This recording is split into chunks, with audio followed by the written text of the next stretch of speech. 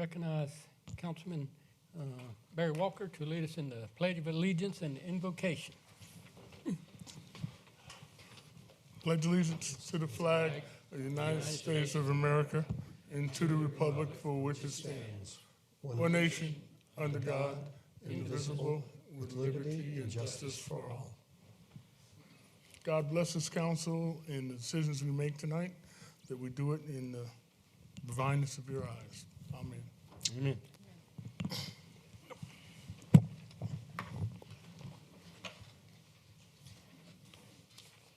Next item on the, let's see if that picks up there. Next item on the agenda is the reading of the minutes from August the 20th. Is there a motion for approval? So moved. And a second. Second. Any discussions? Yeah, I just have a minor change. On page 4, I believe it's the 4th paragraph down, the very last word. I believe it should be direction instead of directions.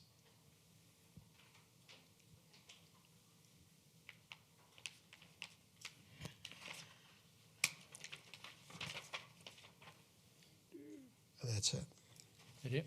Yes, sir. Any other changes, amendments, questions? Seeing none, all in favor of the minutes approved as amended, do so with show of hands. And next is the administrative briefing. Mr. Brown, anything you need to add? No, sir. Any questions of Mr. Brown on the briefing? Mr. Brown, on the briefing, you under new business D, approval of the accommodation tax funds. How many, you said the decision was unanimous from the tax advisory committee. How many people showed up for that meeting at the tax advisory committee? We had a quorum. I can't give you all the names off the top of my head. I'll be happy to give you a copy of the minutes. How many people showed up? We had 4. You know, who were the 4 people? That's what I just said. I can't remember all the names of who showed up for the meeting. I mean, Laney was there. Clint Scoville was there. He's the vice chair. And Elizabeth was there. And Kathy's friend was there. Do you remember the lady that, I can't think of her name, and Mrs. Medlin, Jana Medlin was there.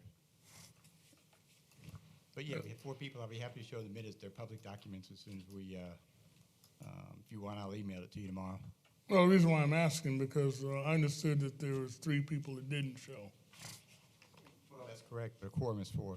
Okay, but there was 3 people that didn't show. Did they resign from that committee? Not yet. Their terms are up December. One couldn't make it because she was sick. Mrs. Susan Crosby had the flu or some kind of allergy. Mm-hmm. And Andy Briggs said he wouldn't be able to make it because he's building a new hotel somewhere across the river. And we never did fill the 7th and final spot. The other hospitality position was never filled, so we only had 6 members. Okay, can you turn your mic up some? Or talk louder? Thank you. Any other questions? Oh, any other questions of Mr. Brown? Seeing none. Next is amendments to the agenda. Any amendments to the agenda? Seeing none. And consideration of communications. Mr. Bill Allen of Experience Columbia is here and wanted to speak to council in regards to the marketing they did.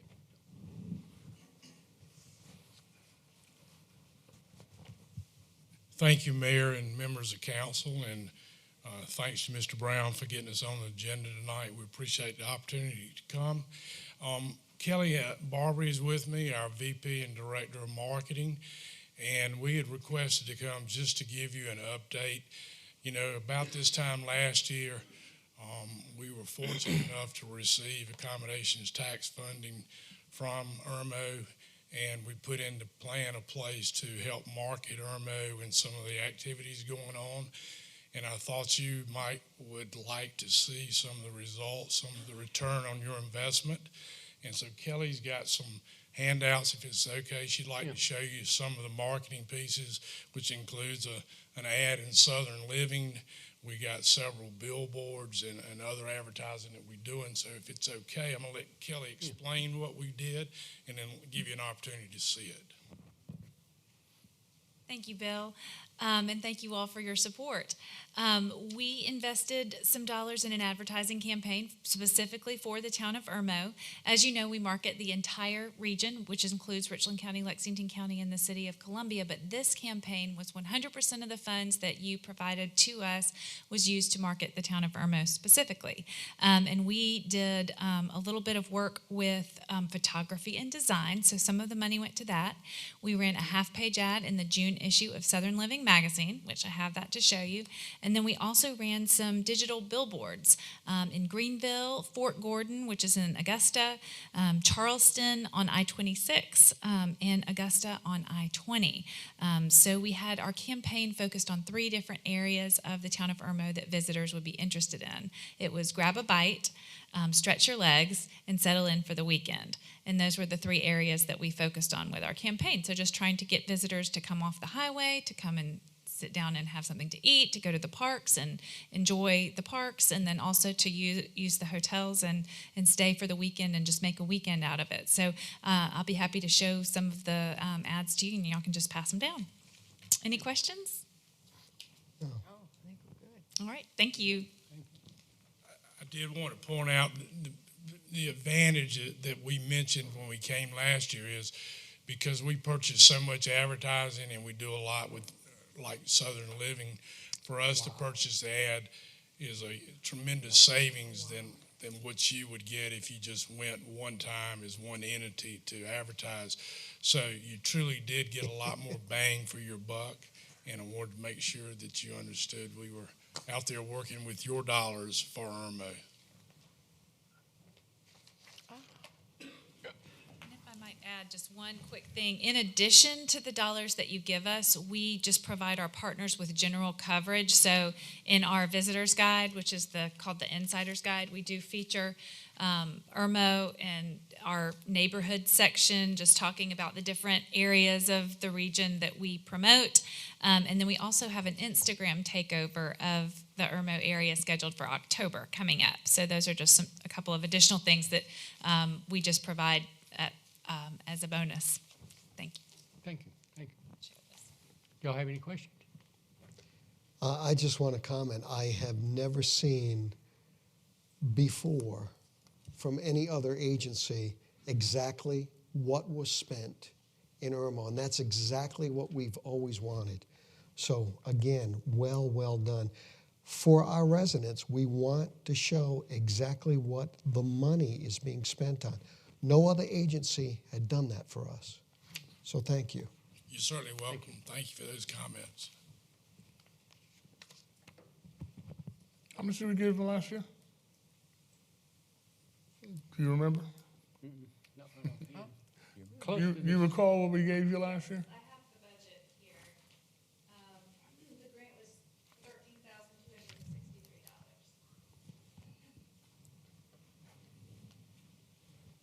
Southern Living's not cheap to advertise in. Right, and this particular ad is in the South Carolina distribution, so they allow you to purchase it by state. So we found that that would be the most logical. So within the state of South Carolina, that specific promotion was $4,513. And it ran the month of June to their entire South Carolina distribution, both subscribers and users. Thank you, thank you, thank you. Any other considerations of communications? I have, We have somebody from Okerstrut. Oh, yeah, that's right, Larry. Oh, that's right, yeah, I forgot, I didn't see you there. Thanks very much for a moment of your time. I appreciate it. Since there are a couple things on the agenda tonight, I did that concern or relevant to the Okerstrut. I wanted to just be here in case you had questions or things. But I did want to tell you, because I'd been asked, I can't speak to the commission recommendation on our recommendations things. We haven't met on either of these. Well, we certainly did request the funding, but we didn't meet about the haven't had the opportunity to discuss it, so I can't tell you whether we recommend it or not. We just haven't discussed it. I did want to take this one sentence, pardon me, I'm not going to filibuster, but it's a one sentence, and this is the mission statement of the Orchestra as we operate today, that the purpose of the Irmo Orchestra is to promote a sense of community by producing a signature family festival for all ages that showcases local talent, nonprofit organizations, and the greater Irmo area. Businesses, nonprofit organizations in the greater Irmo area. So that's what we've worked with, and in terms of what we have tried to do with funding from the Orchestra if we get on sound footing and make donations, it's been to two directions, and one of them is civic work and civic projects in the town of Irmo. Things in the park specifically that we've done. Historically, there have been some other things that have done for the town. Secondarily, we also try to support community groups, and we support it based on those that help us. So these are organizations that provide us volunteers. So I'm going to be honest with you, this is a little bit easy for us. We can identify pretty easily people that are helping us produce and operate the festival. So it becomes a fairly quantitative thing that we can go to these groups, the Civitans, the Lions Club, the Irmo Band Boosters, some of these groups that have provided us assistance that we can then go back out and make donations to these groups. It's also then pretty simple when we're able to do things in the park to improve the park, provide additional infrastructure there, and we'd be open to all kinds of, we want to do things in the town of Irmo. That's when we've got money left over. Here's what you would expect. We want this to sink in for a second.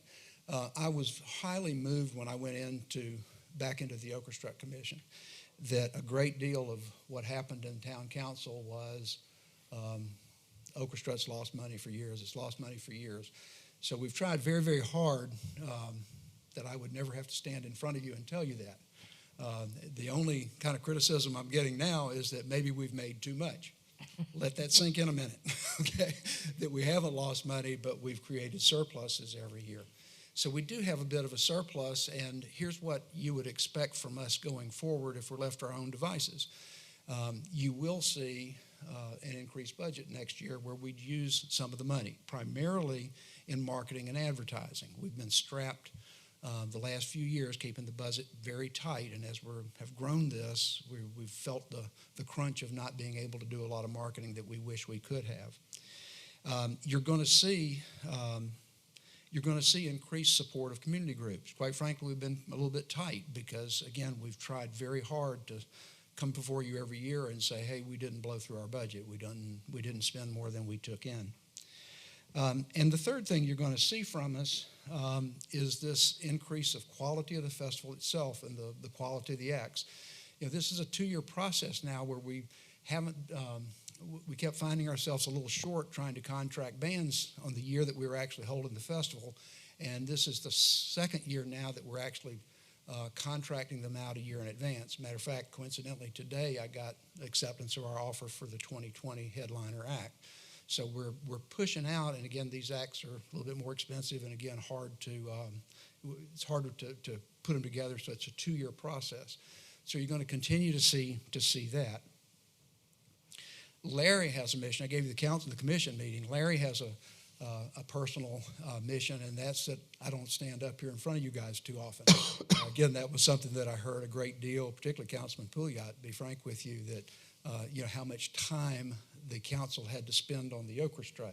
So I've tried to keep off you guys' agenda quite a bit and out of any kind of negative press. So I'm proud of what we've done. I'm not going to be shy at this moment. I'm proud of what we've done, stewarding the town's money, not running deficits, operating the strut. And yeah, we've got some money now that left to our devices. That's what we would do. All that being said, first thing I wanted to say, I forgot to say, and that's that we respect that this is your decision to make, not ours. If you guys determine to spend money of the orchestra reserves, that's 100% your prerogative, and I respect and understand that. It's not our money. We're just a bunch of volunteers that do this for the town. So we know we serve at the pleasure of the council. We know that the money is yours to spend if you wish. That's up to you. But left to our devices, I thought it fair that I would tell you that this is what we'll do with the money going forward if nothing else is there. I also would quickly address the funding. We put in our budget a $24,600 expectation of funding from the town, and this is now $15,000. Things work out sometimes, and that's actually we received some additional grant money from Richland County. So if I'm understanding the years when everything hit, that's gonna about take care of itself, and we're gonna be leveled off again. So we think we're solid there. I believe that we've still got that money coming in from Richland County that'll even off that shortage. So we're good there, and I just wanted to be here in case you guys had any questions. But thank you very much for the opportunity to serve, and proud of what we've done. Thank you. Larry, I got a couple of questions. You said two things here. First thing, you said that the Oakland funds are the town's funds. Is that right? Did I hear that correct? Or I recognize it. Yeah, we are part of the town. That's correct. so it's not an Oakland, y'all don't have a separate checkbook or? That is correct. We do not have a separate fund, a separate bank Right. account, or anything of the sort. And the second thing I heard you say, and I want to make sure I was clear with it, that y'all did not have a meeting to discuss disbursements of any kind of funds that were granted on this agenda. That's correct. Okay. Thank you, Larry. I appreciate it. Any more questions? Thank you very much. Thank you. Any other consideration of communications? Yeah, I have a couple of things. First thing I have is the water quality issue that we've been experiencing in the town of Irmo. A lot of people are complaining about the dirty water taste and the fishy smell. I met with the city of Columbia last Tuesday, and we had a conversation about that and some other things. And to give you a perspective of what's happening, the city of Columbia takes all their drinking water from Lake Murray. And right now, because of the lack of rain, the vegetation has grown up and it's causing us to suck water from basically the bottom of Lake Murray into their system, and they have to add chemicals to purify it. The chemical that they add to get the fishy taste and the muddy water taste out is activated charcoal. Normally they put in 1 to 2 parts per million to get that taste out of it. That's that funny smell, fishy smell. But because of the situation with the vegetation and the lack of rain, they've had to increase it to 40 parts per million, which is a major increase from what they normally have, and they still haven't been able to control it. It's better. It's not great. When we have a large accumulation of rain, they feel that it will help that situation and relieve us of that smell, and then they can bring the levels of activated charcoal down. But right now, they pump water out of Lake Murray to supply their entire system on the northeast side, and that's one of the things that they're trying to figure out how to do, is to purify it better and get that smell and that taste out of it. They are aware, they say that it's perfectly healthy to drink, but my water bottle bill has gone up increasingly more in my household. So I can tell you that they are on it, they are working on it, they're trying to correct that situation through adding more activated charcoal. Second thing I wanted to, on the receipt of communication, is the low income tax credit. Bob, have they called you to give you a announcement on whether Cooper's Trace or Parkside have been awarded? No, sir, not yet. I talked to Chris McMillan. He's in charge of that at the Housing Authority right now, and he hasn't got back to me. He said this week. He felt confident last week that it'd be this week we'd get an answer, but not yet. Okay, so we're still up in that. We don't know about that either. Okay. The third thing and final thing is we have a retention pond over at the Ridgemont subdivision over here, where Walgreens is, and back of Walgreens. if y'all remember, that retention pond had to be fixed up, and I believe Lexington County is responsible for the maintenance of that retention pond. I was over there talking to some citizens, and they were saying that the detention pond is overgrown, and there's a lot of mosquitoes coming from there, especially the lady across the street from it. A lot of mosquitoes going in there, and there's snakes and other kind of varmints. But Lexington County is not maintaining it, it's not cleaning it. And they've called, and to know they have nobody responding to their calls. So again, I'm asking Bob if you can figure out why Lexington County is not maintaining that retention pond over there, or can tell me, do you know why they haven't done it yet? Or I have No? no idea, Barry. I know that they're responsible for it in Lexington County, but they got a long list of ponds to clean out. I mean, Whit, you know any more about it? I mean, it's a slow process. It takes a while to get to all of them. Lexington County does maintenance on all the county ponds. That's one of the county ponds they maintain. They don't go out there every week. It's more of a yearly process. Right. With all the water that's in the detention pond, every time everybody waters in that neighborhood, the water runs down the street and into the detention pond, so it's never going to dry out.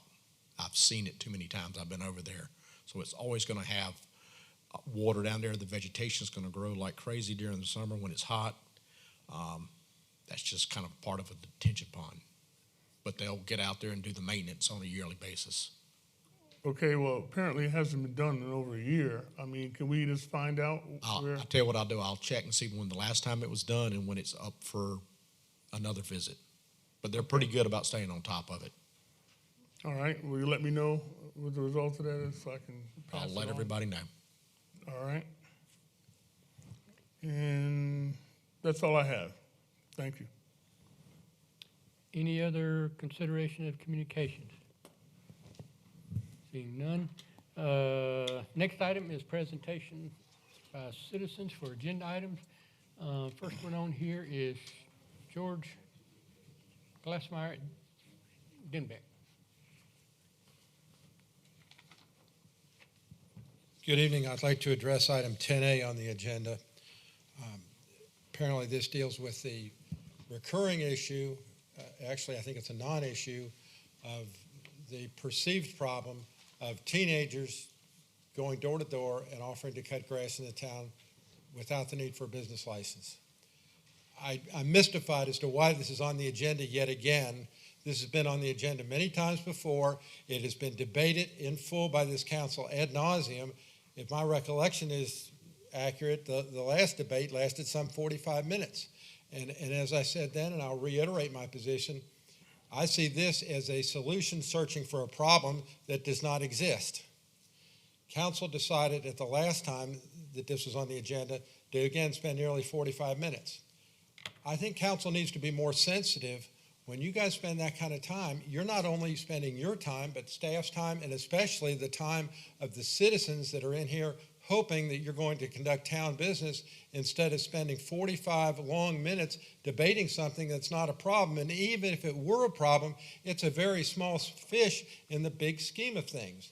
The only explanation that I can deduce as to why this item's on the agenda yet again tonight is political grandstanding by Mr. Walker, because it seems like there's no issue that comes up that he doesn't like. If he thinks it'll get him one vote, he's on board for it. Let's put it on the agenda. Let's get some mileage out of this. I'm tired of this being debated. I'm tired of council wasting time on this. Work on real issues. Thank you. Thank you. Wade Deloach.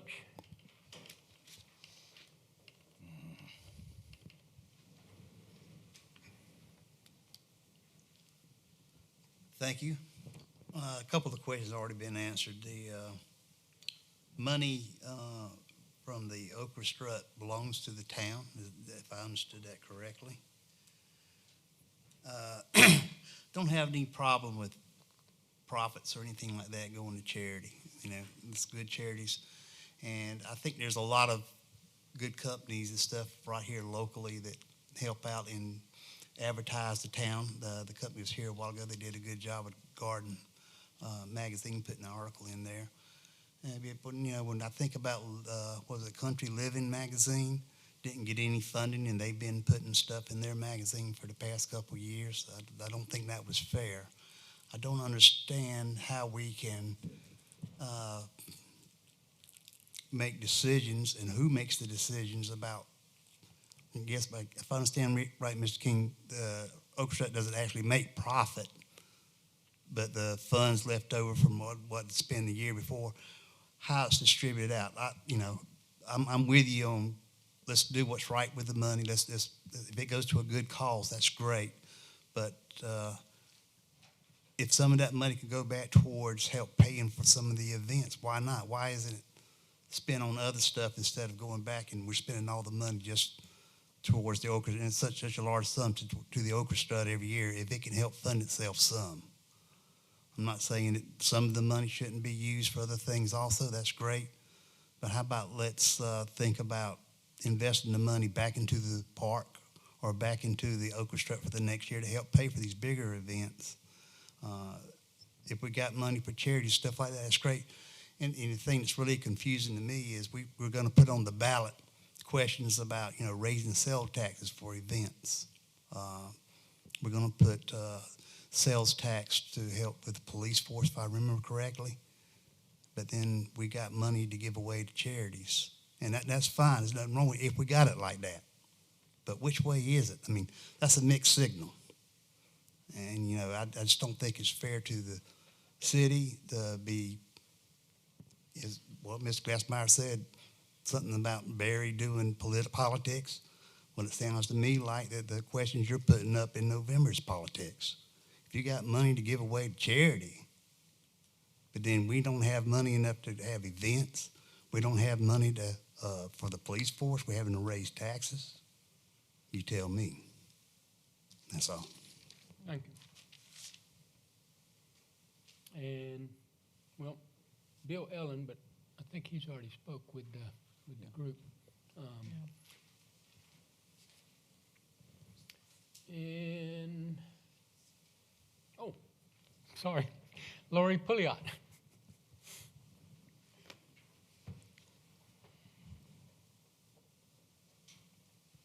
Hi.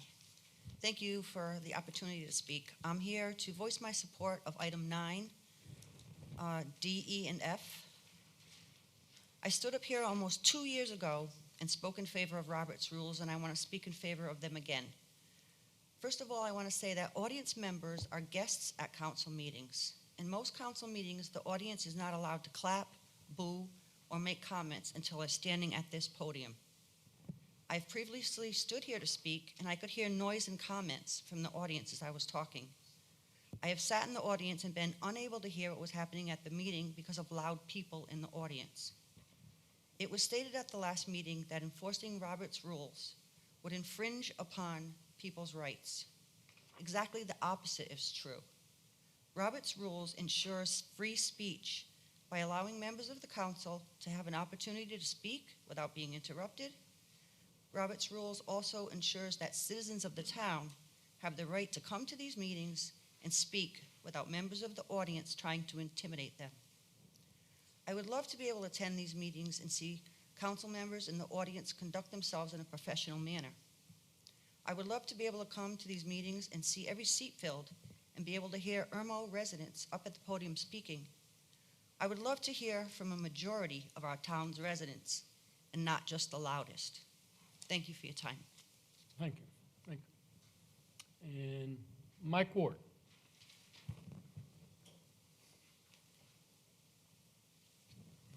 Good evening, everybody.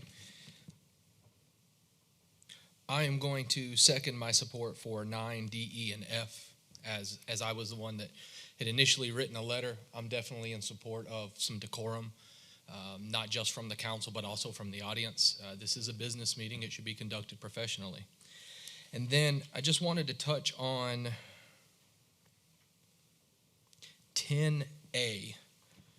I understand that another citizen was talking about, there was a 45-minute discussion in regards to a change from this ordinance. I believe that was the one that Councilwoman Condom had initially presented. I'm not sure if everybody's memory serves correctly, but I went and double-checked minutes and watched the video. On July 16th, Ordinance 1911, which was your original ordinance, failed a second reading. So in my mind, everybody was done with that. Now we have 1921 to do the same thing. When I went and looked at the language being presented in 1921, it's asking for an exemption so that minors can be exempted from offering services door to door.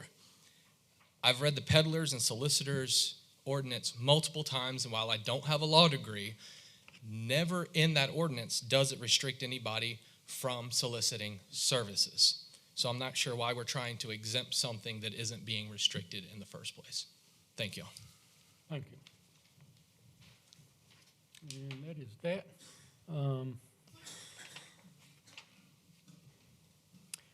Next item is unfinished business. Second reading of ordinance 1914. This has to do with annexing that property on Mission Court. Is there a motion for approval for second reading? So move. And a second. I'll second it. And This is right next door, next to Lake Murray Flooring. But more importantly, is right across the street from my beauty shop. So it's definitely a commercial area. That Hunter's Village Drive, all of those businesses are cheerleading factories, yeah, the AMX, tumbling thing, yeah. ACX, or something. There's all kinds of business there. This is probably a good thing to do, because that's Lake Murray Flooring. Yep. And that's my beauty shop. Okay. Now, I just need to double check this. I was thinking Lake Murray Flooring was this little red thing, but maybe I'm mixed up. Well, if this map is right, Like this big square where it says CG, is that? that's my beauty shop. And that would have to be. What are you thinking is different? Well, where's Castle? I was thinking that's where Castle is. Castle is over here, I believe. Yeah, he's down here. I think it's here, Oh, down here, okay.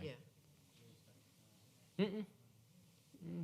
Yeah. This is Bethlehem Lutheran Church down here, that big long red one next to the yellow. Then this one would be, wouldn't it? If that's Castle, then that's not my beauty, and my Yeah. beauty shop is on. Because I think that Hunter's little Village red 100. square is the Southern Bell building. Is that correct, Bob? I'm sorry?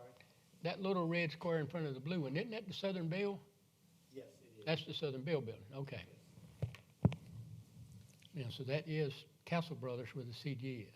That is, well, how did my beauty shop get right there? They moved it last time you left. Village Road on the other side of the road. It's right there. It's on the corner of Hunter's Village and Broad River Road. Okay, so That's the bottom. this is the interstate side. That's my beauty shop right there. Yeah. on this It's on side. Hunter's Village Drive. I know it is. I've been going there 20 years. But I And they think this do is an the excellent Southern job, Bell Kathy. central office, it. and then back behind it is that blue truck. I have interest yeah. in that property.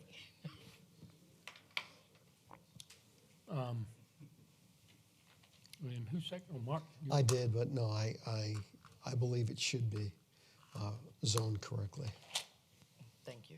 Oh, thank you. Any other discussion?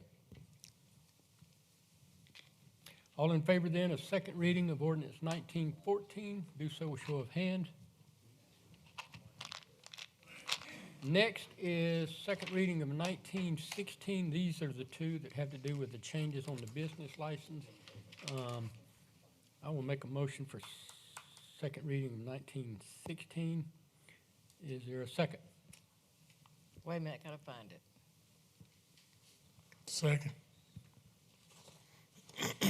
Yeah, these are the two that the municipal association, as we mentioned last time, is doing a portal so that all the business license can go through that. People can get online and do it instead of doing it. Somebody second it? Barry did. yeah. Okay.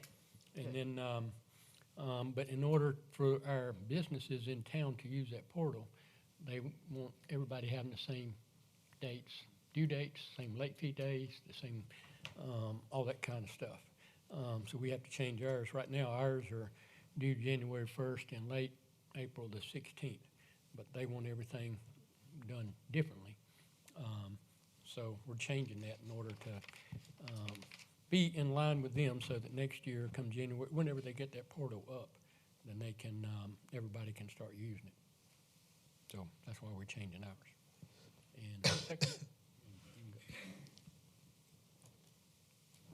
did you want to comment? Is the live feed working? Is the live streaming working?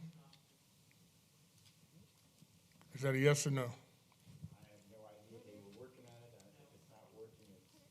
The live stream is not working? Okay. Any other comments, discussion? All in favor then of second reading of 1916, do so with show of hands. And next one is 1917, and this is the other half of that same business license change. I'll make a motion for second reading. Is there a second? I'll second it. And again, this is just some changes. You can see before ours said before the 15th day of April. Now it says before the 30th. They want everything due at the end of April. Late fee is May 1st is their cutoff date. Any other comments? All in favor then of 1917, do so with show of hands. Next is 1918. This is the one that has to do with the, well, there's three of these that have to do with stuff. I'll make a motion for that. Is there a second? Oh, second? Well, I think you, okay. And this is the one, if, these are all things that are in Robert's Rules. You can go to different sections of Robert's Rules and find all these things. The Municipal Association years ago put out a book called How to Conduct an Effective Meeting. And they go through all the stuff, and then at the end, they kind of put everything in a form that says how to disrupt a meeting, which is do this, do this, do this, do this. So I think it's easier to take that. Now, I did, oh, there's the second one. This one is the same thing as this one, but I kind of reworded it because I think Councilman Walker said something about all these knots in here. Basically, it just says the same thing, but I thought, well, if you want it to make it sound less negative, we'll take all the knots out and just put the knot up there at one time where it says, each member must first be recognized by a presiding officer and agrees that they will not, and then it goes down that same list of stuff. Interrupt other speakers, carry on private conversations, all those things. So it's just the same thing, but worded a little bit different. Instead of having 9 knots or whatever it is, there's just one. So I put that one up there just in case if we wanted to amend it to the other one as opposed to the one that we did first reading on, then that's fine too. But mainly we're just trying to get them out of Robert's Rules into our ordinance book so they're easy to find, concise, and simple to go look at instead of having to search through the whole book and study that whole thing. And Julius, you seconded that. If you want. I agree. Makes sense. Do you want to leave the one that's in there now, 1918, or does anybody want to change it to that other one? I like that one. Yeah, I do too. The first one or the second one? Second one, The one in red? yes. What do you want to make a motion to amend it to this one? I make a motion that we amend it to the second one. I'll second it. Okay.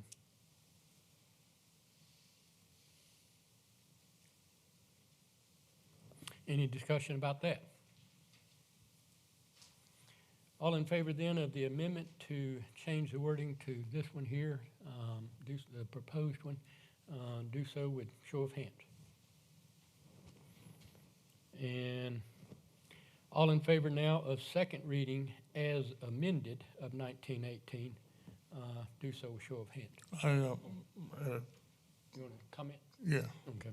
You, again, I don't have a problem with A. A is pretty self-explanatory. You have to be recognized by the speaker. But tell me, how are you going to determine asking questions, D, asking questions or making comments not relative to the business at hand? How are you going to determine that? Well, we're sitting here discussing, as we are right now, making these changes to this ordinance, and someone's wanting to discuss the Something in 1970 or whatever? or the orchestra. Okay, I got you. Whatever that stuff would be. Then yeah, that would not be, yeah. Okay, so again,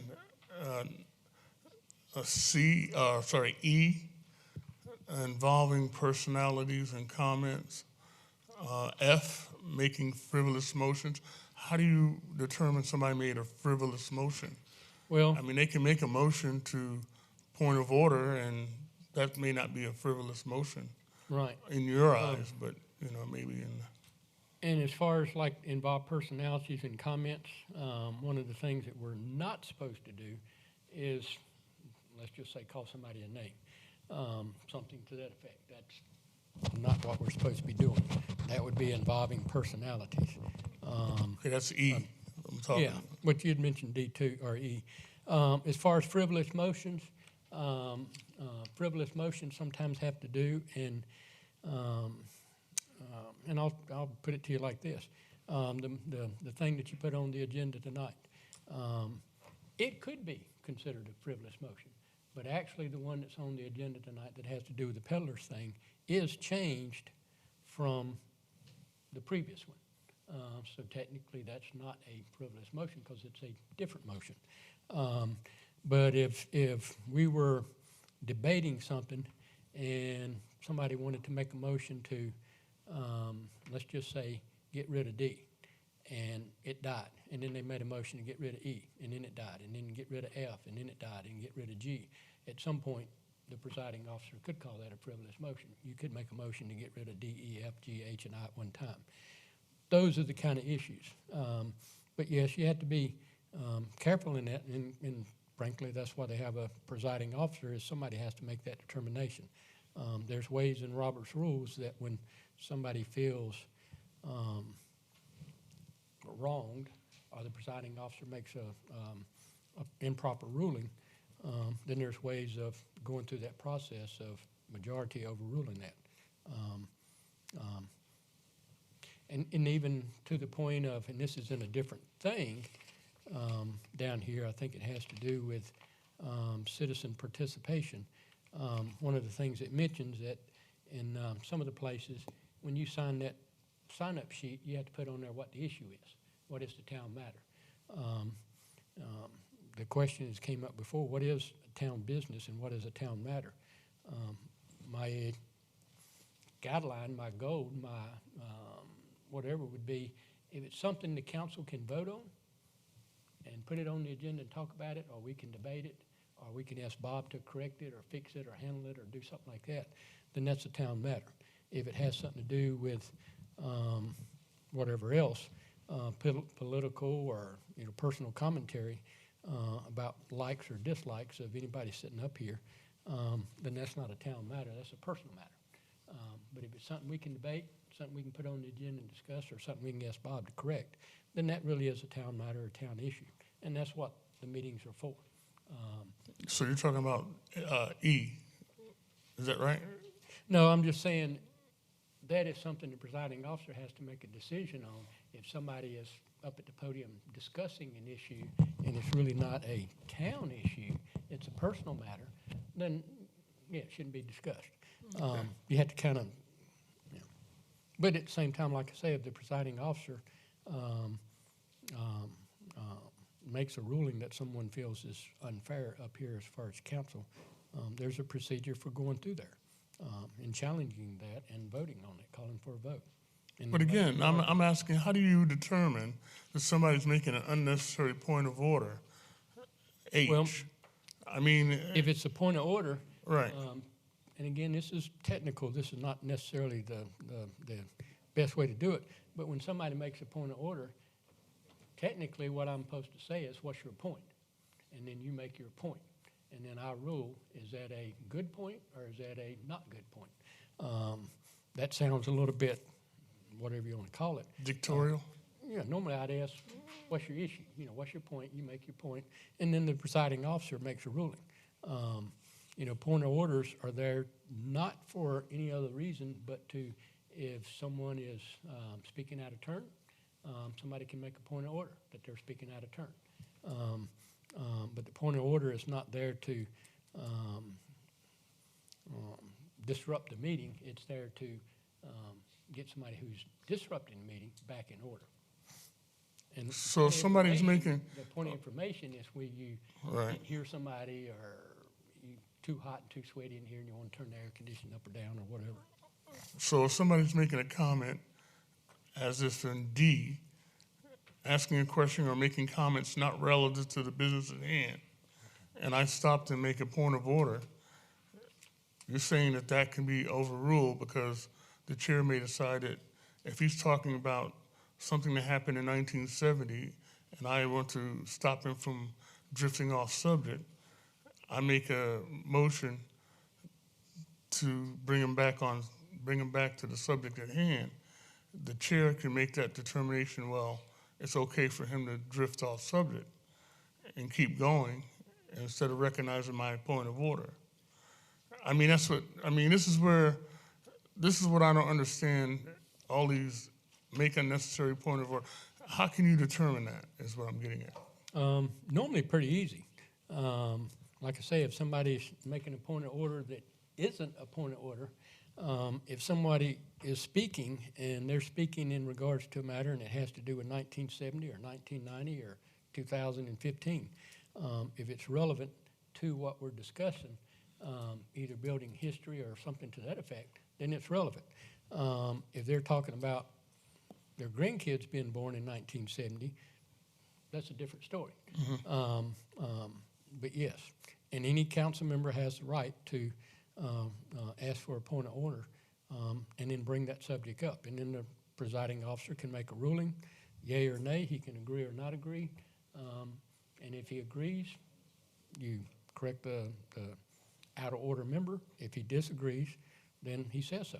You let the person finish talking, or if enough council members believe that the point of order has not been truly answered, then they can go through the process of asking for a vote on that. And that's all in Robert's rules too. And you have I not making political speeches. I mean, by the mere fact that we're up here, where we open our mouths, we're making a political speech. Well, you know, that's questionable. That's opinionated. You could be, you could not be. We're up here to conduct business and actually vote on stuff. But I'm saying the chair can make that determination. Well, if I'm speaking, I'm making a political speech. But for instance, if you're speaking, that's not a political speech. But by the mere fact that we're up here and we're politicians, I guess, we are making a political speech anytime we open our mouths. Not necessarily. I mean, if we're up here discussing a motion Right. and wanting to decide whether we're going to vote for it or not, technically, when we have a meeting, we should be ready to come to this meeting without any discussion and vote. I mean, we should be ready to vote. That's what we. If you guys had a meeting prior to this, sure. No. But if we we're had a sitting- meeting tonight and I'm asking for bringing up points of clarification, But that's not a political speech, but you can determine that to be one just because of the mere fact that I'm challenging No, but thought. you asked me a question. Let me answer that. If we're over here discussing anything on this agenda, we should be ready to vote on it when we get here. We should know we're for it or against it most of the time. There's going to be some times where we might be half in the middle, waiting on somebody else to say something that makes more sense than what we thought of or whatever, or convince us to be for it or against it. That's part of that process, but we basically should be prepared to vote. When we are debating and discussing, the only reason technically we should be debating or discussing is trying to convince other council members to be with something or be against something wherever we stand. So is that not making a political speech? And then we have the second opportunity after everybody spoke once to come back and to rebuke whatever they said and give it a second shot. After that, we ought to be ready to vote. Making political speeches is getting up here and talking about, you know, what we're going to do and you know, all that kind of stuff that has to do with our own personal politics, campaigning and everything else. We shouldn't be campaigning from up here. The people that are running for office against us or in any kind of thing don't have the opportunity to stand up here and campaign from a pulpit. We shouldn't be doing it either. We should be sticking to the business, voting on the business, and then moving on to the next item, and not making a political statement about where we stand on something. And yeah, I mean, you can tell the difference in a little political speech and remark and a big political speech and remark. And somewhere along the line, you have to reel it in and say, no, that's too So a little political speech is okay? Oh, Lord. I mean, that's just what a asking. presiding officer is for, to make that judgment. And that's the way it is.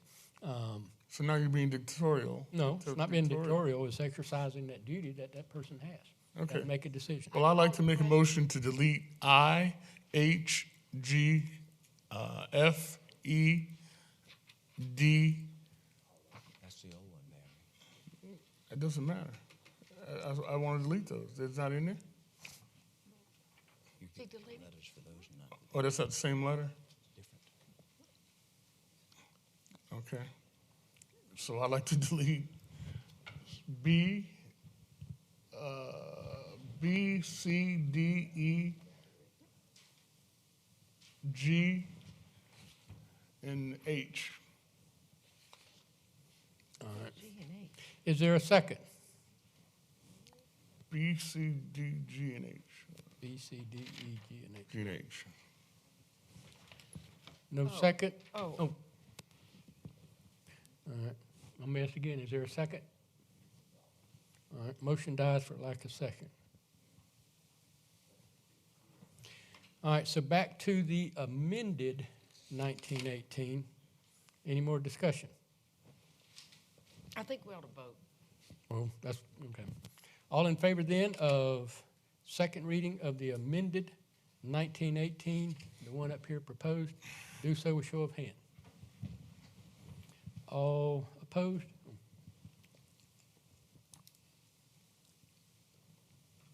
Next one is 1919, second reading, and this is one where we're changing the sign-up sheet stuff and also the minutes. And I'll make a motion for second reading. Is there a second? Second. This is the one where instead of it saying right now, you can call town hall or you can sign up on the sheet. This just clarifies a little bit better. You can call town hall 2 hours before the meeting, which would be 5 o'clock on Tuesday, or you can sign up the sign-up sheet back there when you come in. And then it also says on here in their sign-up sheets, this is one I was talking about, sign-up sheets must contain name, address, and the issue matter residents will address, so that they know they got to put down whatever matter it is they want to address. And it has to be, you know. So anyway, who seconded that? Mark? Yeah, I agree with it. Any other discussion, debate? All in favor then of second reading of 1919, do so with show of hands. Were you in favor? Next is 1920, second reading of 1920. I'll make a motion for that. Is there a second? I second it. And this is the one that is the new one, not a change to the old one. And this is the one that I think I spoke about at the last meeting, came out of multiple other towns and school districts and stuff, and took a little bit of, and also like Mike had said, a lot of the stuff that he had sent, and then I think Renee had got a bunch of stuff from, and some of the stuff I picked was the very, I'm gonna call it toned down version. Some of the other places have a more stricter guidelines, but I felt like these were enough to kind of let everybody know what's expected and let us know what's expected and all that good stuff. Again, it's a business meeting. It has to be conducted in that way. Any more discussion? All in favor then of second reading of 1920, do so with show of hand. And next is the first reading of 1921. This is the one that has to do with the peddlers and solicitors. Is there a motion for first reading? So moved. Is there a second?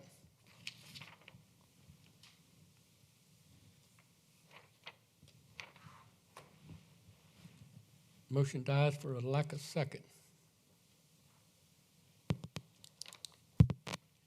Next is 1922, ordinance 1922. This is the one that has to do with the carports or accessory buildings. Is there a motion for first reading? So moved. Is there a second?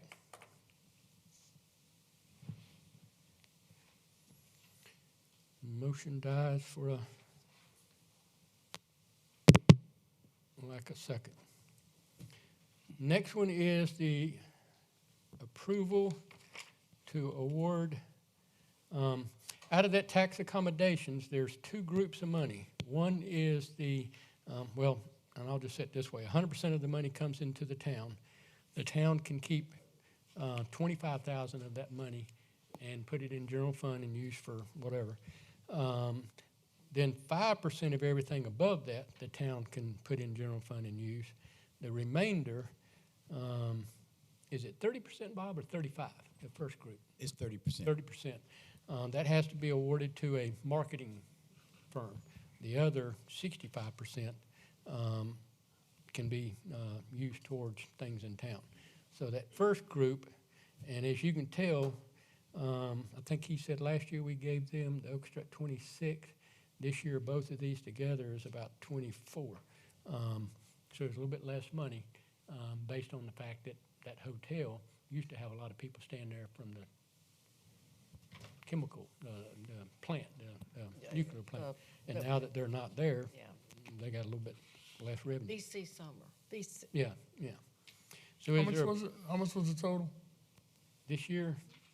Almost 14. For all the money that we're giving out in the accommodations, it's, let's see, 15, 21, 9, about 31,000.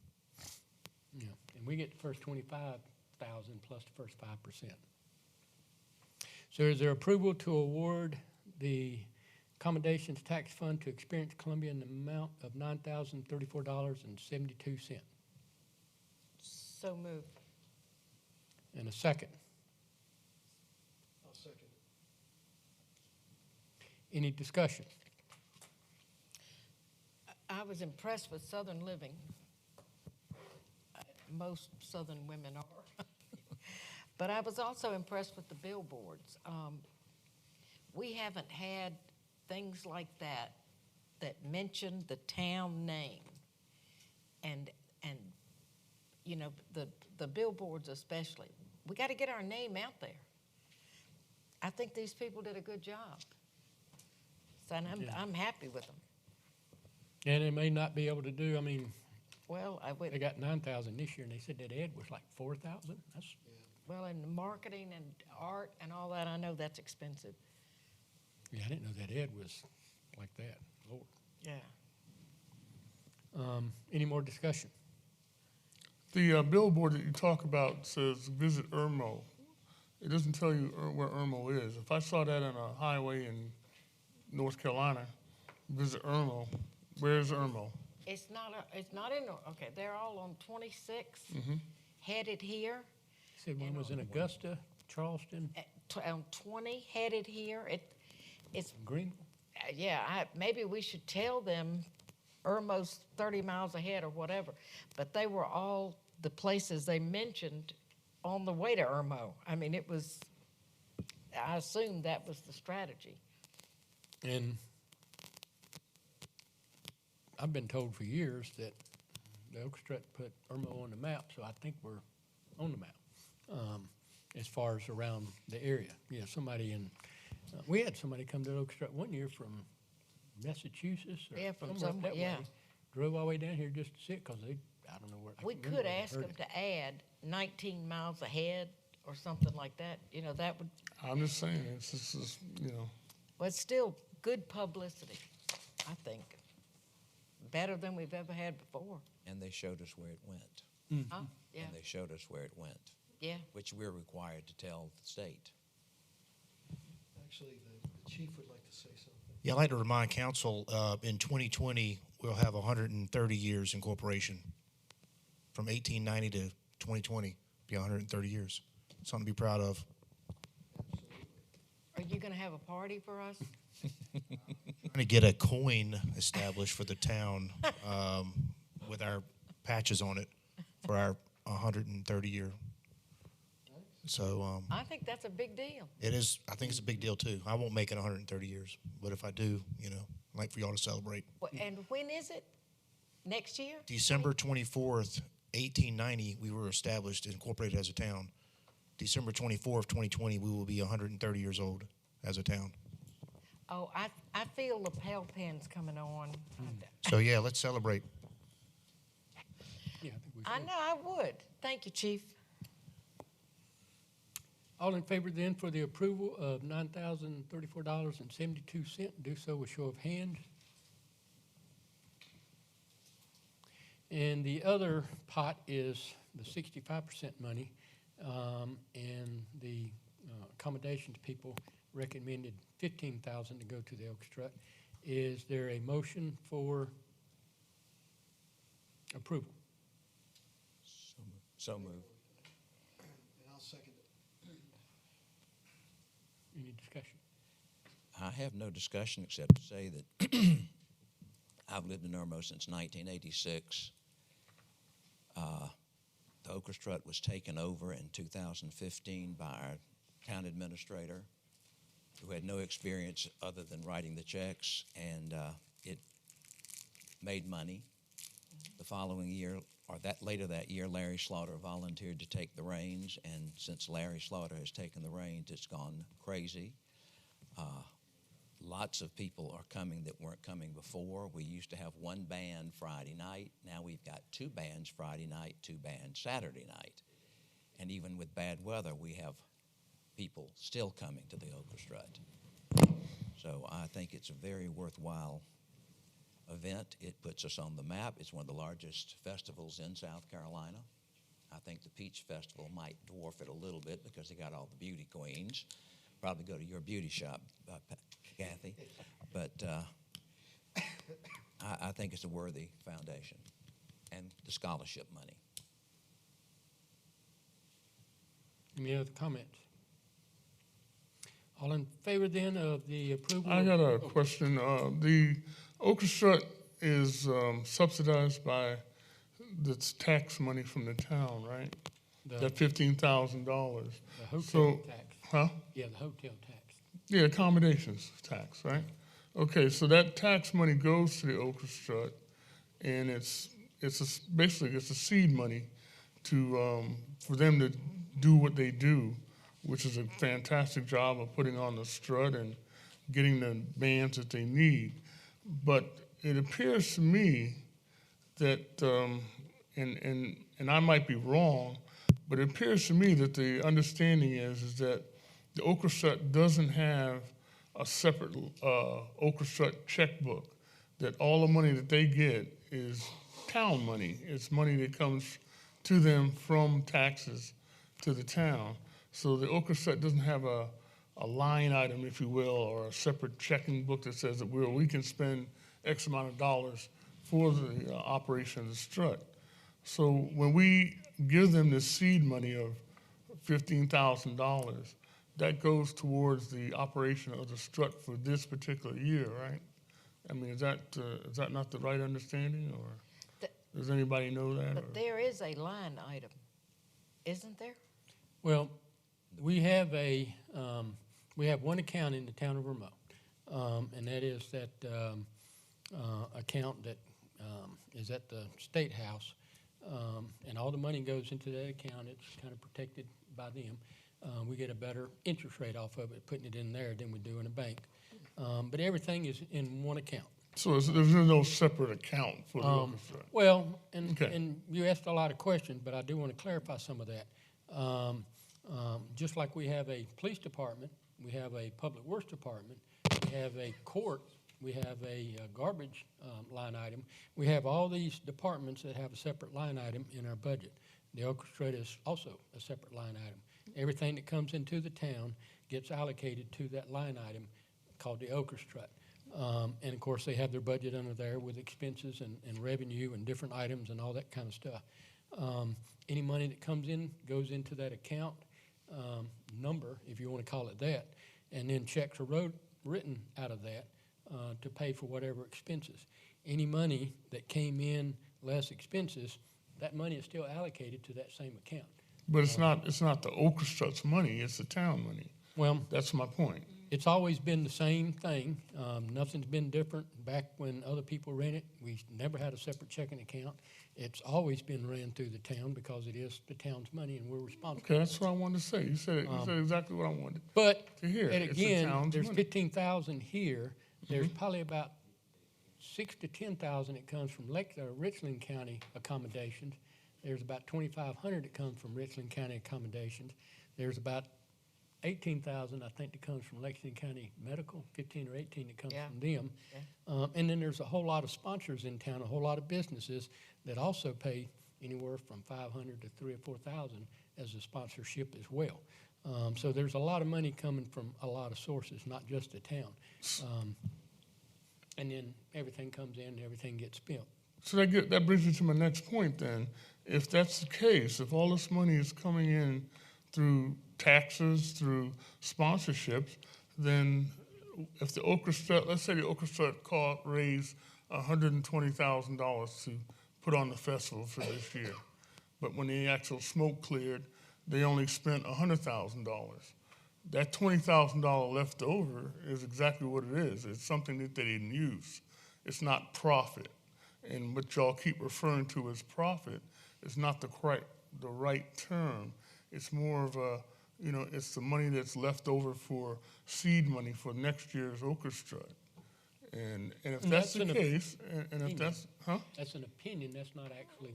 What I mean, it's not an opinion, it's the facts. If they spent $100,000 to put on the strut and they raised $120,000, that $20,000 left over is seed money that should be used for the next strut. It's not seed money, it's profit. I mean. It's not profit. How could it be profit? They didn't sell anything. They didn't sell anything. In any business, if you have this much revenue and that much expense, you're either in the black or you're in the red, and if you make money, that's profit. What did they sell? What did Orchestra sell? Yeah, they sell space. They don't sell space. They sell space there, they come to the orchestra and spend money, and they make money off the rides and everything else. Well, my point is this, is that $20,000 left over in their so-called line item, I thought that was supposed to be seed money for the next year's orchestra. It's not seed money for next year's orchestra? Years ago, Okay. when the orchestra was losing $8,000 to $10,000 to $20,000 a year, and they had some money left over, we left that money in there so that whenever they had to start off the following orchestra and pay some money to some bands for their deposits and pay some money for different things that they had to pay up front, that they would have money in that account to do that without having to come to the town and ask us to give them money to put in that account. So we always allowed to leave some in there so that they could do that. And the same as now. We just have a debate on how much money should be left in there for them to use or have for, the deposits. But this money is money that comes to us, and we have to do something with it. We can give it to anybody that comes asked, and this year 2 people asked. One asked for the orchestra asked, and the International Festival people asked. And that was the 2 people they had to choose between giving it to. And our only debate is, do we want to give them that much, or give them less, or give them more, or switch it around? But these are the only 2 people that asked for it. These are the only 2 people we can give it to. And if we don't give it to anybody, it goes back to the state, because we gotta do something with it, or the state takes it back. They're the only ones that met the deadline, right? For the money. For the hospitality Yeah, they're money? the only ones that turned in applications. Accommodations. That turned in the application by the deadline. Yeah. It was the orchestra and the International Festival folks, yes. Any more discussion? All in favor then of giving the Elk Strut Commission $15,000 out of the tax accommodations, do so with show of hands. And the remainder of that money was $6,081, which was, well, I think both of them asked for more, but is what they recommended giving to the Irmo International Festival. Is there a motion for approval? So moved. And a second? I'll second. And again, this was the, I think both of them had asked for more money, but the recommendation was to give Oak Strut 15 and give them 6. I think they actually asked for 10 or something like that, if I remember. They were here last year, weren't Yes. They're the ones that did it in April or May, they? Okay, something. okay, I just wanted, okay. And from my understanding, what they're asking for is because they want to do more advertising, more promotion, that art thing called Rengoli, if I'm remembering correctly, cost a little bit more to do than what they thought. And they want some more money to do another one of those next year. I think the one individual paid for a lot of it himself. But they want more money for that and then also for promotion. Is there any more discussion? All in favor then of giving the $6,081 to the Irmo International Festival, do so with show of hands. And the next is F, the approval to award $10,000 to Sharing God's Love from the Oak Strut Reserves. And I put that on there. I'll make a second, and make a motion. And if it gets a second, then we'll go from there, and I can explain. The reason I've asked for this to be on here, we might remember, I can't remember if it was 15, right after the Oak Strut of that year, but we had a discussion about taking some of the money from the Oak Strut back then and giving it to somebody, doing something with it. And the discussion was, this was the first year they made money. We shouldn't do it right now, type thing. And I think, I want to say a year or two later, we brought it up. We discussed it a little bit. Y'all might remember we kind of talked about the Lisa's Care, that place, and all, because they were, I don't know if they were remodeling or just opening up or what it was. But anyway, that subject came up, and we kind of said, let's think about it, whatever. I have seen in the Irmo News, and also I get emails and stuff, letters of support from different people. I also get them from Sharing God's Love, their golf tournament and different events like that, to help sponsor that and whatever.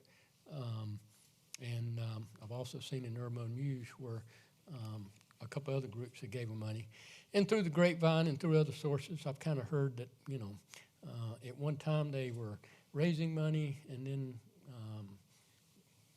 their contractor was busy and couldn't get to everything, and then everything got worked out and contract's ready to go.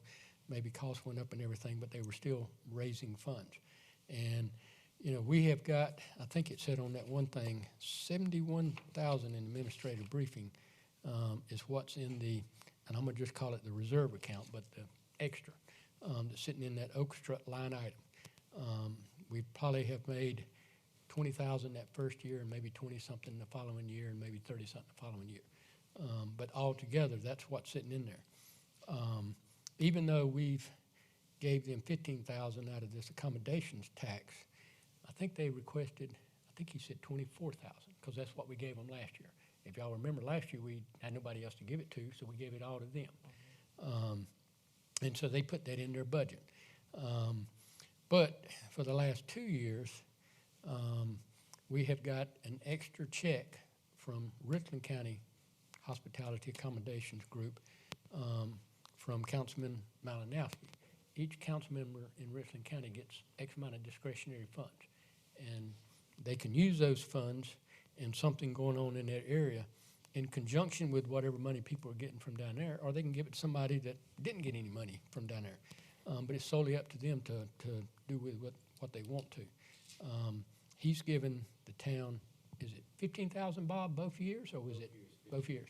15,000 both years. The issue is, or the problem, whatever you want to call it, is when we had the 2014 orchestra, we got that money the year after, or so it was probably the 16 or 17 orchestra, and then we got 15,000 from them a year later. We had to turn in paperwork how that money is used for the previous year's orchestra, because that's what it was allocated for out of their fiscal year. And that money can go into the account, and it kind of goes into the reserve, because we've already had that orchestra, closed the books, moved on. We got a check this year when we were turning in paperwork for this year's orchestra. We got another check and a reminder, hey, y'all got some money again for last year's orchestra. You need to tell us how you spent the money, and we'll send you the check. So we did, and Bob, sent them the stuff. They got the check. We got another 15,000. And a couple of things are going on in my mind that I think we need to handle. At some point, if the money keeps coming, which what we'll get this year, and even this 15,000 we got in July, we can actually offset the money that the orchestra didn't get this year out of this accommodation, because we got that extra money. We'll put it in reserve, and then we'll take it back out and give it to them, the 9,000 or whatever it was. But if they, again, make money this year, 20,000 or 25, we're going to end up close to $100,000 in that account. And to me, if the county, if our sponsor, Lexington Medical, or any of the other smaller sponsors, go, well, wait a minute, why are we sponsoring this orchestra when they got all this money? Let them spend all that money first, and then we'll start sponsoring them. I think that's something, that could happen. I've also heard from some people, well, why are we taking money out of the accommodations to give it to the orchestra when they got extra money? And that's a legitimate concern. I can tell them, well, because if we don't give the money to the orchestra out of our money, then it's going to go to somebody else somewhere else. The same thing with the county. If they don't use that money, they put it back in the kitty, and somebody else comes and gets it and asks for it, and they're going to get it. So we need to be getting what we can. But at the same time, as he mentioned a while ago, Larry, the orchestra was started years ago to do some things in the community, and they have. But because they are got a lot of sponsorships that they didn't used to get, they're also going out there and asking for the Richland County tax accommodations, which didn't happen in the past. We started getting accommodations tax that we didn't used to get, so they got revenue coming in from different places they didn't used to be able to get, and now they're getting it. If we were to take away the tax accommodations money and the county didn't give them none, they could probably break even. And at some point, they may have to reach into that reserve a little bit more, because everything goes up every year. So I think we need to keep getting that money from the tax accommodation sources, but at the same time, we need to do something with that money. And we can sit on it and say we're going to, we can save some up for a rainy day, which I agree. And I don't think we ought to take everything they got. I think we ought to just slowly, and I think by us doing something, I've already got Larry and them thinking, we got to think about this, and we got to do something next year and come up with something, whether it's beautification in the town of Irmo or some other type, whatever it may be. I know they have suggested, and like he said a while ago, we can spend more on band. We can spend more on some other stuff, and we can eat up that money, and that's good. But at the same time, I don't know that we ought to just spend money to spend it because it's there. If we're going to do something with it, I think we need to do something with it good.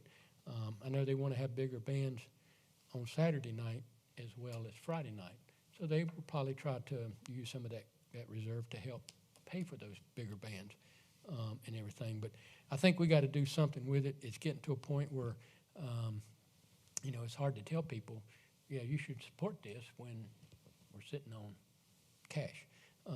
And I know Sharing God's Love is building a new location, or not a new, but adding on to their location. And from my understanding, they're still in the fundraising thing, and I thought, well, this is a good time for us to do this, discuss this, vote on this, and help them build that building. They do a lot of good for the town of Irmo, a lot of citizens, and the surrounding area as well. And then, you know, next year, the Orchestra will, or us as a council, will tell them, you know, from now on out, we want you to do project A, B, C, D, whatever it may be.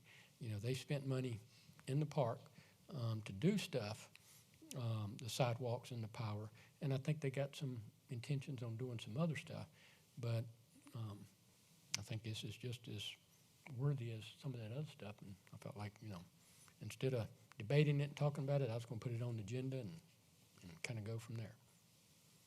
And I think you second, yeah.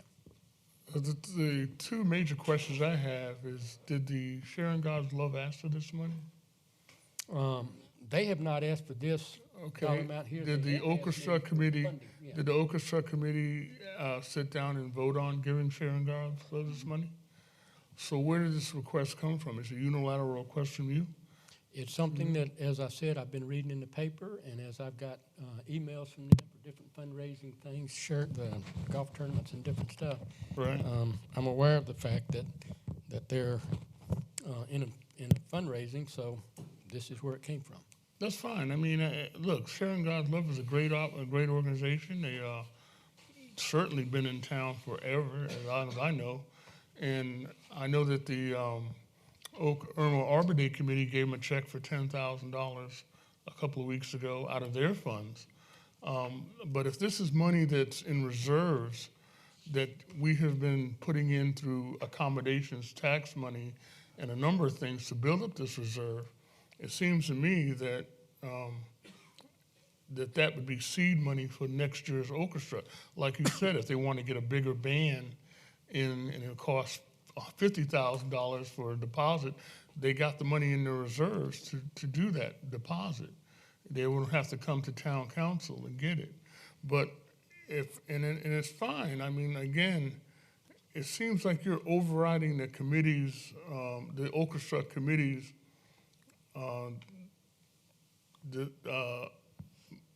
you're overriding the orchestra committee's decision by making this dictatorial move by saying that you're going to take money out of their reserves and give it to an organization. And that's fine if you want to do that. But they haven't requested it, and orchestra hasn't, made a decision to give it to anybody. And this is a week before the orchestra. They may need that money to put the orchestra on. They might have to dip into that reserve. And it would seem to me that this would have been a more logical thing to do after the festival was over, to see what we had left over, and then let the orchestra decide where they wanted to donate their funds to. But for you to make this unilateral decision, it's quite odd. It seems really odd, and especially since we're in a political season right now, it's appearing to me that you're trying to buy votes through this, which is fine, because I'll vote for it. I believe in the sharing God's love. But it's just odd that this would come up now. Nobody requested it. The orchestra never met on it. And, we're discussing this a week before the orchestra, when they may have a shortfall. But that's okay. I mean, I'm just saying that that's my, it's like a shell game we're putting on to do this. One, the orchestra, if they do come up short, they won't know that until after the orchestra and Right. the budget. Right. And again, there's 71,000 in there. Even after this, it'd be 61. As far as the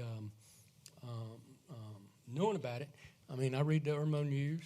I get emails, keep up with what's going on, and I know what's going on out there. And we don't take the 15,000 or the other money from Richland County or anything to put into the orchestra, to put into the reserve. We put it in to run the orchestra. Whatever's left over is what goes into it. And if they don't use it, it goes into the reserve. Yeah. That's And my, it just sits there yeah. until, Right. and as Larry mentioned earlier, he recognizes that the orchestra belongs to the town of Irmo. We're the elected officials to make those decisions, and the money is not theirs.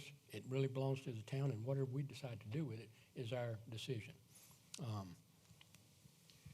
I'd like to make a motion to defer this long enough for at least one or two of us to contact our major sponsors to see if they agree, understand, or want to go along with.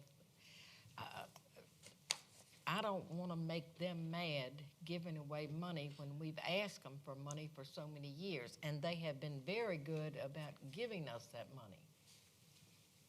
I have tried to contact one tonight, email, but I didn't get an answer yet.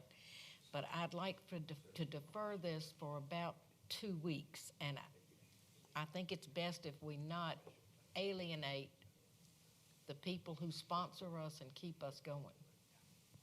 That's just my opinion. So there's a motion on the table to defer for 2 weeks, which would be, will the next meeting, First meeting Oh. in October. October 1st? That'd be October, I guess. first meeting in October, whatever that date is. Is there a second? I'll second it, but I mean, I got a question about it. So you made the motion. Do you want to say anything else, or? No, it's just, it's important to keep our friends. It's important to make new friends, but we need to have respect for those who have donated to us significant amounts of money over the years. And I'd like to know how they felt about it before I gave away any money. So you're saying that basically, I'm gonna use Lexington Medical Center, gave us $25,000 to run the strip. Medical, Palmetto, you name it. Right. They If they gave, wanted to give their money to Let Sharon God's Love, they could have done that directly. they could do, yeah, they don't have to give it to us at all. They Right. can give it to Sharon. I don't want to bite the hand that's feeding us, because they have sponsored us when we really needed the money. They will probably go along with it, and they may even add some. You know, I don't know, but I'd like to know that before we make a decision. Well, I mean, look, I understand what you're saying, but obviously the mayor has made a unilateral decision to do this. We need to respect his Well, decision and either vote or not. I'd like to do it too, We're but voting on it, so it's not a unilateral because we're here to vote. But I'd like to do it too, but I'd like permission to do it, and I think it's a very worthy organization. I just want people who back us the most to say, yeah, that's a good idea. did you want to comment? No, I was just going to agree with Kathy.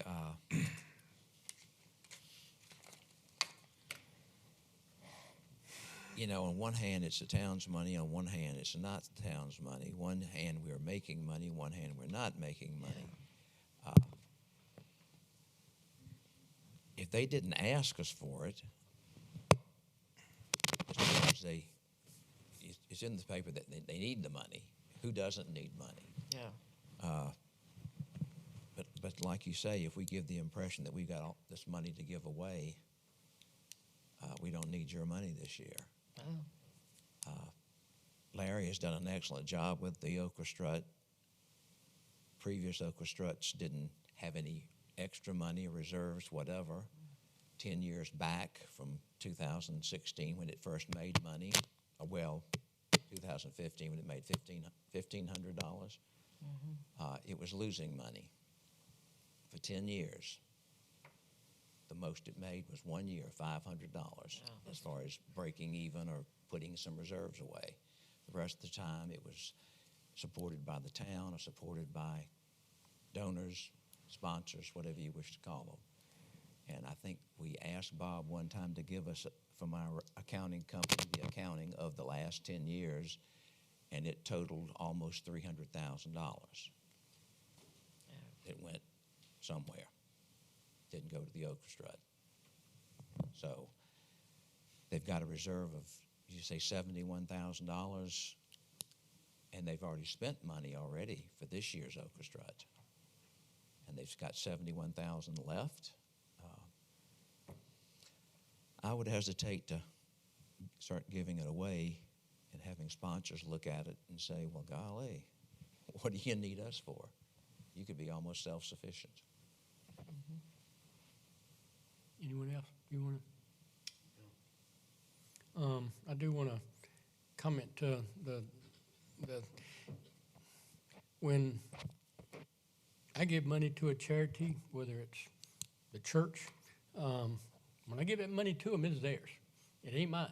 There's no such thing as tying strings to it, really. Now, you may give money to a place and say, hey, I'm going to give you this, and it goes to your building fund or to your mission fund or whatever. But the same thing for the sponsors. When they give money to us, they give money to us because they're getting advertising and all those good things, but they also want to sponsor something. The more they know money is going to a good cause, the more likely they're going to sponsor it. The more they know it's sitting somewhere and not being used, the more likely they're going to think, well, I don't need the money. Y'all don't need the money. You don't need mine. And the same thing for the sponsors. They get what they get out of it because that's why they sponsor it. They get their name up there and everything and all we do. This gets back to it's a council decision, yay or nay, whichever. But I would vote against deferring it because I think we should just make a decision. But if that's what the council wants to do, that's what the council wants to do. Well, I don't think 2 weeks is going to make that much difference. Probably won't. But it gives us time to contact people. And I think the Okra Strut ought to make the donation. Well, it would come out of their. Well, No, but they didn't have the meeting to decide to give it to them. The Okra Strut ought to decide it? Right. Yeah. Well, again, like he mentioned, it's our money, it's our decision. I know, it's not really but theirs. the And they can't town make those doesn't usually give decisions away money. because I've never known us to give away money before. they can't make those decisions the Okra because Strut they don't can't. have the authority to give anything over, I think it's 500, 1,500 or whatever their check writing. We'll let them whatever. do it this one time. But anyway, there's a motion to defer and a second. Any more discussion? All in favor of deferring, do so with show of hands. All opposed? And let me write this down. Any more discussion, then back to the approval to award $10,000. Any more discussion? All in favor then of the approval to award $10,000 sharing God's love, do so with show of hands. Go ahead. I'll make it unanimous. Wait a minute. Make it unanimous. I didn't see who all. We made it unanimous. Oh. Next is presentation by citizens. This is, and wait a minute, I got a sheet. Mike Ward. I'm sorry Mike gave me his spot. Oh, okay. He's a real gentleman. He's one of the real gentlemen that I know. I just wanted to let y'all know that you're guilty of doing the same thing you were all doing last week, rattling on and on and on and on and on about nothing. I want to make an observation, Mr. Glassmeyer. I don't have anything personally against you, but every time you've gotten up here and spoken, you've attacked Mr. Walker for grandstanding. But what do you say about your other buddies up there? Nothing. Never anything. It's my observation that you're very angry about something. Are you angry at Mr. Walker? Did he do something to you? But you're deliberately calling him out at every meeting. And this petty... All questions have to be directed Okay, to us up here. Mr. Hardy, I'll talk to you. I'm not afraid of you either. This pettiness has got to stop. There's all kinds of things being done that aren't right. It's sending mixed signals to people. You're attacking one person and not another. There's not the same standards here. We need to get together with everybody. What's good for our town of Irmo? And people, if they have a problem with any of you folks, let their voices be heard at the polls. That's what I say. That's what our Constitution says. We can speak and vote. If you have a problem with any of you guys up there, then Mr. Glassmeyer, anybody else, just go up there and vote. Don't vote for Mr. Walker then. But I've just noticed more than one meeting that there's these people that seem to have anger management problems. It's just not good. It's not a good vibe. We need to stop the pettiness. Keep it under control to yourself. Go home, beat up your wall, do whatever you want to do. But it just sends mixed messages to people. And it's not professional at all. Not professional. Everybody's guilty. But what we have to understand is what's good for the goose is good for the gander. And that's what's going to happen at the end of the day. Thank you, folks. Thank you. And did you still want to speak, Mike, or okay. All right. And no one else signed up. So next item is, I'd like to add one thing that I'm glad that the town has matched the amount of money that the Irmo Arbor Day has given Sharing God Love. And I hope you guys will have the most magnanimous building project going on with the $20,000 that y'all receive from this area right now. And I'm sure you'll receive more. And we're always open to golf tickets whenever y'all decide you want to give some. and no discussion, no executive session. Next is adjournment. Is there a motion for adjournment? And a second. Second. All in favor, say aye. Aye.